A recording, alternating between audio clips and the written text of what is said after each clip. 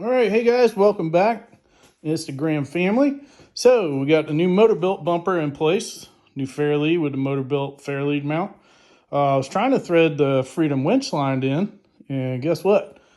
This here motor, she is a no-go. Yep, so pulled it apart and it's nothing but rust inside. I even tried doing the persuader thing, and yes, before you make a comment, it does have a good ground. So no bueno. We need a new winch. So we're going to be going down to Harbor Freight and picking up a Badlands winch here soon. Not right now, so I don't have the money. But I was trying to save some money by reusing this winch. So anyway, I'm glad we tested it here and figured it out that it was bad here instead of on the trail somewhere. Let me show you something else that we got here. All right, so we've got some Rubicon Express upper and lower control arms. We're keeping it short arm for right now until I can save my money by a long arm kit.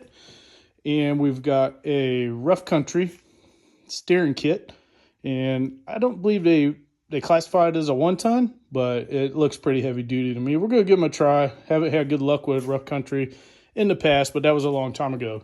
So we're going to give them a shot again. And then also we got a new Rock Jock sway bar for the front. So we're going to be putting that on soon.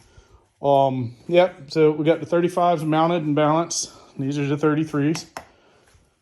And I've got a 35 over here on this side. And we got plenty of clearance. So, yep, we're going to be riding on 35s down to Bantam.